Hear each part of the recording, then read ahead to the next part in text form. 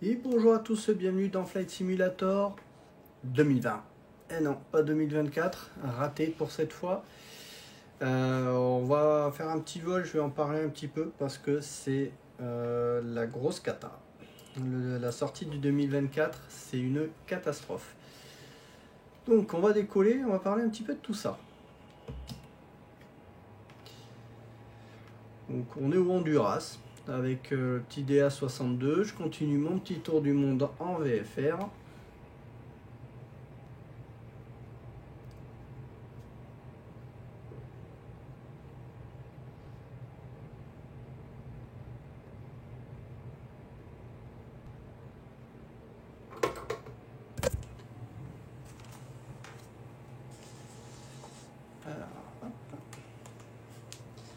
Afficher notre petite carte, le petit navlog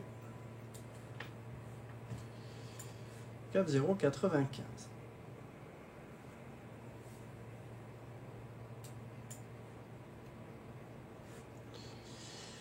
Alors, cette sortie de Flight Simulator 2024, eh ben, on peut clairement dire que c'est une grosse catastrophe. On s'attendait pas à ça, et eux non plus. Alors, qu'est-ce qui s'est passé? Il se trouve que Flight Simulator 2024 a été victime de son succès. Il y a eu un nombre de connexions qui a été stratosphérique. Je crois que j'ai vu passer plus de 3 millions de connexions en même temps, et les serveurs n'ont pas suivi. Résultat, tout est tombé en croix. Il y a une vidéo qui a été faite par les responsables de Microsoft dans les heures qui ont suivi, pour expliquer ce qui se passe. Et en fait, c'est un problème de cache. Dès l'instant où il y a trop de monde qui se connecte en même temps, le cache n'arrive pas à suivre. Donc ils sont dessus. Donc ça a été de la galère déjà pour télécharger. Moi j'ai téléchargé à partir de 17h. Allez, 17h02 on va dire. Et j'ai fini de télécharger le jeu à 20h, je crois que c'était 20h30. Voilà. Donc ça a été très très long. Et parce qu'en fait il y avait un système de queue, donc on voyait que ça avançait pas. On était dans une espèce de file d'attente. Et puis ça avançait très lentement, au compte-gouttes. Et j'ai réussi à faire un tout petit vol hier pendant 2 minutes parce que j'ai pas eu le temps. Bref, ça a été très très rapide, le temps d'essayer de configurer un peu les axes, les boutons, et de voir un petit peu vite fait. Autant dire qu'en 2 minutes, j'ai pas eu trop le temps de me rendre compte de grand chose. Et ce matin, impossible de se connecter, on était dans une file d'attente. Et cet après-midi, j'ai réussi à me connecter, à faire quelques vols. Alors déjà, les temps de chargement sont très très longs. Je pense qu'ils mettent des files d'attente également sur les chargements des sessions de jeu. Et pour ainsi dire, des chargements, ça dure à peu près 5 minutes pour charger un petit vol. Et une fois dans Flight Simulator, là je me suis rendu compte qu'il fallait que je reparamètre à nouveau les axes. Donc ça, c'était un peu compliqué. Il y a des boutons qui n'ont pas été correctement sauvegardés, il a fallu que je les reparamètre à nouveau. Bref, c'était un peu compliqué. Et en vol, j'ai enfin voulu tester la VR, ce qui était quand même le but de la vidéo. Et là, mauvaise surprise, dès qu'on bascule en VR, on a une espèce de fenêtre noire qui est centrée au milieu du cockpit. Avec, on voit qu'il y a des repères, comme on a sur les repères GPS, des repères d'intérêt de Flight Simulator, comme si c'était en fait une fenêtre avec une carte GPS, avec des points de repère, mais tout est noir. On voit le symbole des points de repère, mais tout le reste est noir autour. Il faudrait que je fasse une capture, si j'arrive à nouveau à me connecter pour faire une capture de l'image. Et bref, ça reste centré au milieu, impossible d'enlever cette image.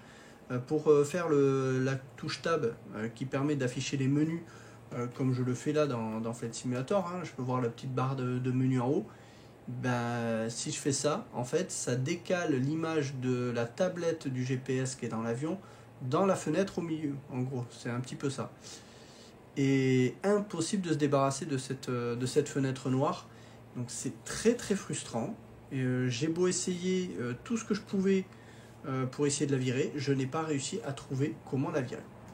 Donc la VR pour l'instant dans Flight Simulator 2024, on n'y est pas encore. Ça, c'est le premier point. Par contre, il y a des bons points. Les bons points, c'est déjà au niveau de la fluidité, j'avais quand même le nombre d'images par seconde dans le casque et j'étais quand même à plus de 40 fps.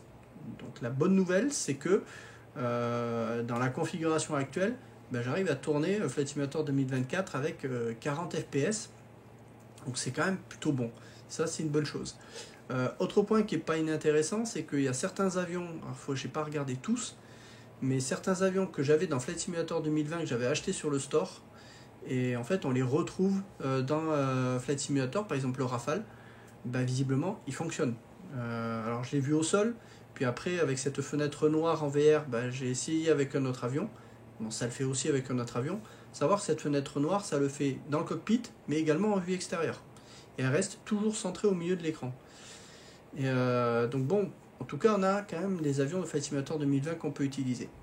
Du point de vue visuel, alors, c'est en effet un peu plus joli que Flight Simulator 2020. Alors, très franchement, c'est pas non plus quelque chose d'énorme. Hein. On révolutionne pas comme la sortie de Flight Simulator 2020, qui là, on a pris une énorme claque dans la figure du point de vue des améliorations graphiques. Mais là, avec le 2024, j'ai envie de dire que l'aspect du terrain, il change pas énormément. C'est très proche pour moi de Flight Simulator 2020, du moins quand on est en vol comme ça, à basse, moyenne altitude, ça va pas changer grand chose, en tout cas j'ai l'impression. Les couleurs toutefois sont un peu plus, j'ai envie de dire, un peu plus naturelles que dans Flight Simulator 2020. C'est pas non plus flagrant. Par contre, c'est l'éclairage qui est bien meilleur. On sent que le ray tracing est bien meilleur que sur Flight Simulator 2020. On a des éclairages. J'étais sur des vols en fin de journée avec un soleil un peu bas sur l'horizon et ça fait de très très belles lumières avec également une zone au niveau du soleil qui est très aveuglante où on voit quasiment rien. Alors, à voir si on peut arriver à compenser ça avec peut-être une touche qui permet de mettre les lunettes de soleil pour pouvoir compenser cette forme d'éblouissement qui est plus réaliste, mais ça serait bien qu'on puisse le compenser avec une espèce de filtre comme des lunettes de soleil. Ça serait pas mal. Voilà. Mais voilà, pour l'instant, le retour que j'ai, c'est très moyen. Moi, je suis pas pour l'instant convaincu. Il y a pas mal de touches qui ont changé également dans la façon de sélectionner les axes. C'est pas aussi évident que dans Flight Simulator 2020, donc il y a des petits changements. Alors, nouvelle interface, il faut qu'on se réhabitue. Le fait de paramétrer des boutons sur des joysticks, manette des gaz, et que ça marche dans un premier temps, et puis après on se reconnecte sur un autre vol et ça ne marche pas, ça c'est un peu pénible. Et surtout le fait d'avoir cet écran noir en VR, je ne sais pas si ça vient vraiment de chez moi uniquement, ou si c'est vraiment un bug lié à Flight Simulator. Bref, en tout cas, c'est à l'état actuel, Flight Simulator 2024 pour moi est injouable en VR. Parce que je ne vois pas ce qu'il y a devant moi. C'est-à-dire que vous imaginez que l'image que j'ai devant moi là, vous mettez une fenêtre qui vous prend, je vais pas dire à peu près la moitié de l'image que vous avez en VR. Et on voit juste ce qu'il y a sur les bords. Bref, c'est injouable. Si on ne peut pas arriver à virer cet écran noir, c'est injouable. Donc voilà, pour l'instant, les retours que je peux vous faire de Flight Simulator 2024, je suis pas encore totalement convaincu, et raison pour laquelle je me retrouve dans Flight Simulator 2020 à faire finalement un vol, parce que ça m'a énormément frustré cette première expérience de Flight Simulator 2024. Alors on espère que les serveurs de Microsoft vont un petit peu diminuer en charge au fur et à mesure que tout le monde aura chargé l'avion, enfin le jeu. Mais pour l'instant, on n'y est pas, quoi. On est vraiment sur un jeu qui est ultra dépendant du cloud. Et le cloud, actuellement, on voit clairement la limitation d'avoir un jeu qui est tourné exclusivement sur le cloud. Alors ce qui est le cas de Flight Simulator 2020 aussi, il va quand même chercher des infos au Bing. Mais moi, j'ai jamais eu de problème de connexion Flight Simulator 2020. Jamais.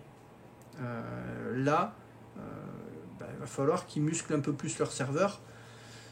Sinon, ça va pas le faire du tout. Hein. De toute façon, ils ont une obligation de résultat, ben, il va falloir qu'ils y arrivent. Mais en l'état actuel, moi je vous dis clairement, pour moi le jeu en VR il est injouable.